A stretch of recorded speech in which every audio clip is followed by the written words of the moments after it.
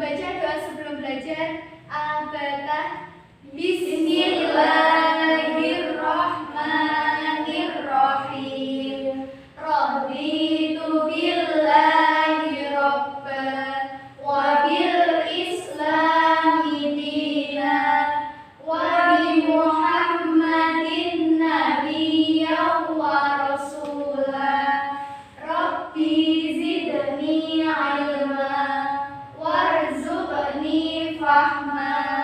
Amin. Alhamdulillahirabbil alamin. Semoga dengan dibacanya doa sebelum belajar tadi, kegiatan pembelajaran kita pada pagi hari ini dapat berjalan dengan lancar. Amin. Sebelum pembelajaran pada pagi hari ini dimulai, Ibu akan mengecek kehadiran kalian. Yang pertama yaitu Desi Wulandari. Yang kedua Livia Anjani. Eksana Putri. Mufidah Solihah. Hadir semua ya. Ibu akan memberikan kepada kalian suatu ice breaking agar kalian lebih semangat dalam mengikuti pembelajaran pagi hari ini. Ibu minta kalian berdiri terlebih dahulu.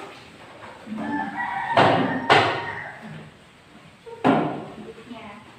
Jadi ice breaking kali ini nanti Ibu akan mengucapkan sesuatu kata. Misalnya begini.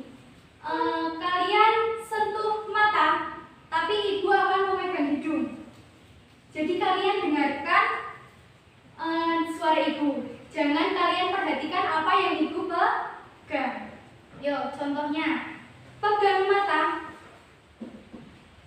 pegang mulut, pegang dahi. Ada yang gak fokus kan? Dahi itu apa? Ayo, dari mana? Sini ya, yang fokus. Ibu ulangi lagi ya. Pegang alis, pegang hidung, pegang pipi, pegang dagu. Ya, udah fokus. Setiap kalian bisa duduk lagi.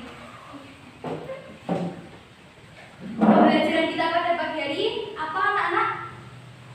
Akidah akhlak. Ya, kita pagi hari ini akan belajar materi akidah akhlak, yaitu tentang menjenguk orang sakit sebagai cerminan peduli.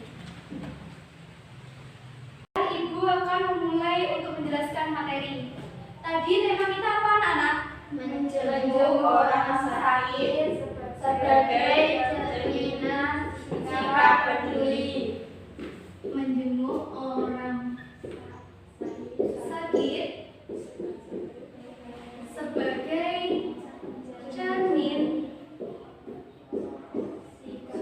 sikap peduli. Nah, sekarang anak-anak bisa membuka bukunya di halaman 49. Ya, di situ pada bagian materi kita akan membahas 3 poin. Yang pertama yaitu dalil nakli tentang menjenguk orang sakit. Kemudian yang kedua adalah adab menjenguk orang sakit. Dan yang ketiga adalah hikmah dari menjenguk orang sakit. Kita masuk ke poin yang pertama yaitu dalil nakli tentang menjenguk orang sakit. Di buku kalian sudah ada hadis riwayat Bukhari mengenai dalil nakli menjenguk orang sakit.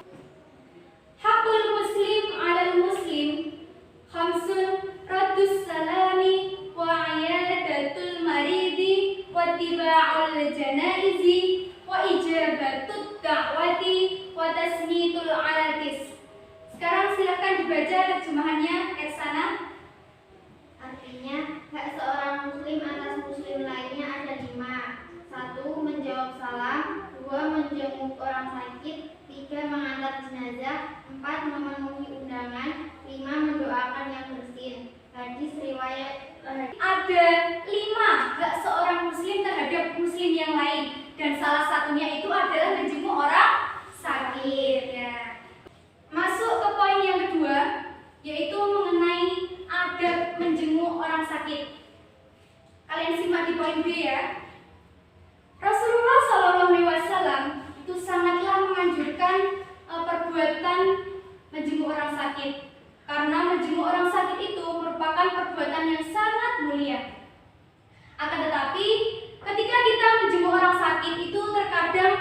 kita malah membuat si orang yang sakit tersebut merasa resah.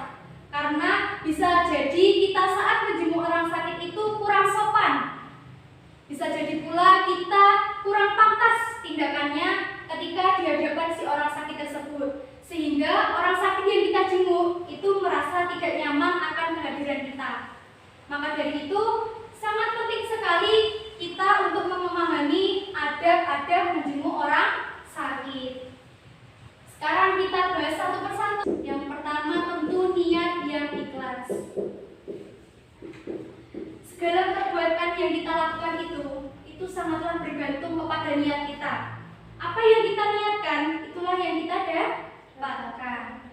Jadi sudah seharusnya saat kita menjenguk orang sakit, maka niatkan perbuatan menjenguk orang sakit tersebut hanya karena Allah Subhanahu wa Ta'ala, tidak karena butuh sanjungan dari orang lain, minta dipuji sama teman, tidak ingin dikatakan wah dia baik sekali ya mau menjenguk aku. Jangan seperti itu. Jika kita niatnya sudah salah, maka yang kita lakukan itu akan sia-sia dan tidak akan mendapatkan pahala dari Allah Subhanahu wa Ta'ala. Ya, kemudian adab yang kedua yaitu apa anak-anak? Tidak membeda-bedakan keadaan. Ya, tidak membeda-bedakan. Yang dimaksud tidak membeda-bedakan di sini adalah ketika kita hendak menjenguk orang sakit itu kita tidak boleh membedakan antara si kaya, si miskin. Misalnya begini, wah saya itu orang kaya, saya tidak mau menjenguk dia karena dia itu adalah orang miskin. Tidak boleh seperti itu ya anak-anak. Jadi kita dalam menjenguk orang sakit itu tanpa memilih, tanpa memandang status sosialnya, baik kaya, miskin, baik yang beragama Islam maupun tidak Islam, maupun dia itu dari suku mana, itu kita tidak boleh membedakan. Lalu yang ketiga, Membuat kamu ya.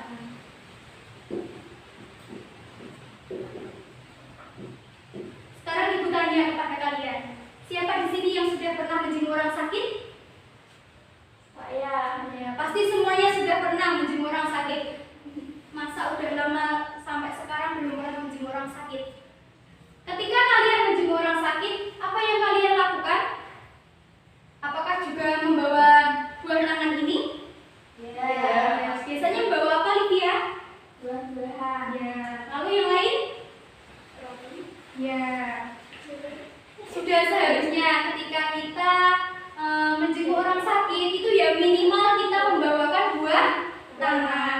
Kalau bisa kita membawakan itu yang bervitamin makanannya, lalu mengandung protein yang bisa mempercepat kesembuhannya. Bisa buah-buahan tadi, bisa kita bawakan susu, atau bisa kita bawakan jus, itu kan menyehatkan. Kemudian yang keempat, apa anak-anak? Memperhatikan waktu. Ya.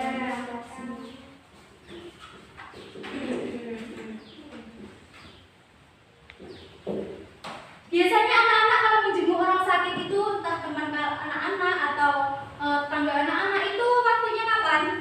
Apakah pagi, siang, sore atau malam? Siang sampai sore. Ya. Kalian boleh menjenguk asalkan kalian juga harus memperhatikan waktu yang tepat ketika kalian hendak menjenguk. Kalian tidak boleh menjenguk asal-asalan waktunya. Misalnya kalian menjenguk jam 9 malam atau jam 10 malam. Itu pantas atau tidak? Tidak. Kalian juga harus memperhatikan waktunya. Mendoakan. Mendoakan di sini ada sebuah doa yang dianjurkan oleh Rasulullah SAW. Di buku kalian ada. Yuk kita baca bersama-sama doanya. Bismillahirrahmanirrahim. Allahumma rabban nasi idhibil ba'sa ishfi wa anta syafi la shifaa illa shifauka shifaan la yughadiru saqama. Nah, itu doanya ketika menjenguk orang sakit. Baiklah, itu tadi ada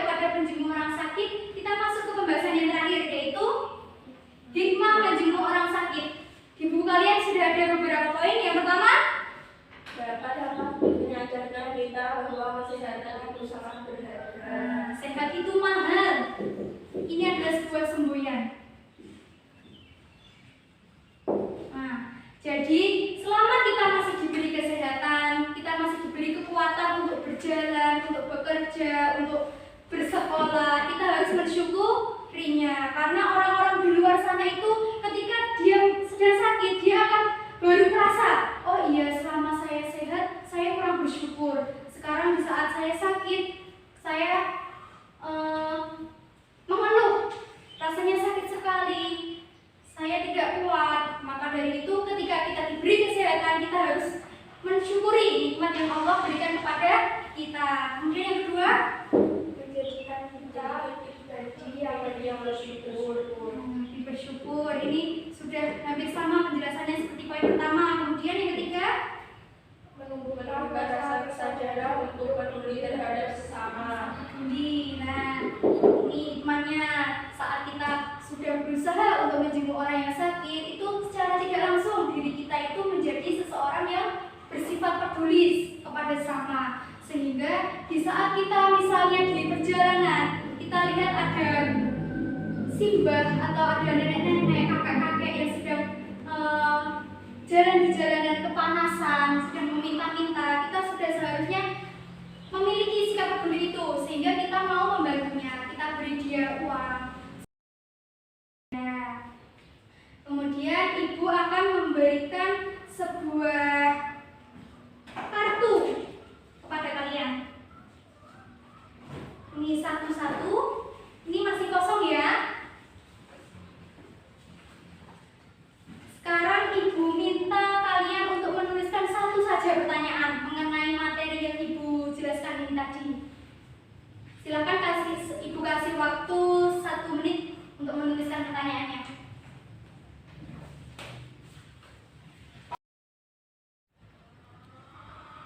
Sudah ya anak-anak, sudah 1 menit. Sekarang ibu minta kalian kumpulkan lagi yang sudah ditulis.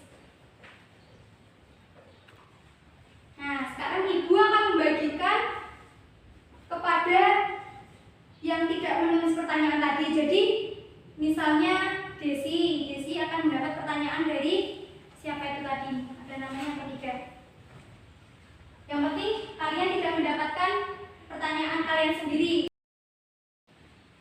Yuk, sekarang ibu minta urut dari sana ya. Elsanya yuk. Elsa membacakan apa pertanyaannya dan jawaban dari Elsanya itu apa. Yuk, di sini. Silakan.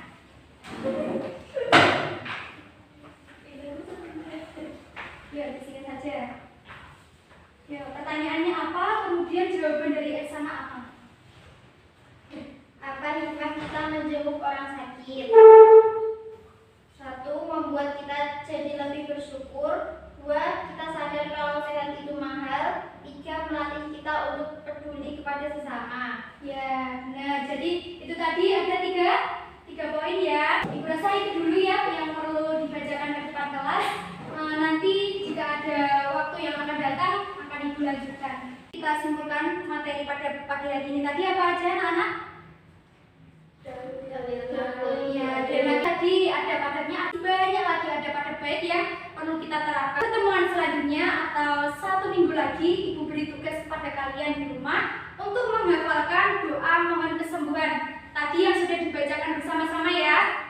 Itu di rumah dihafalkan beserta artinya. Jadi kalian tidak hanya bisa membaca doanya, tapi kalian juga paham akan arti doa tersebut.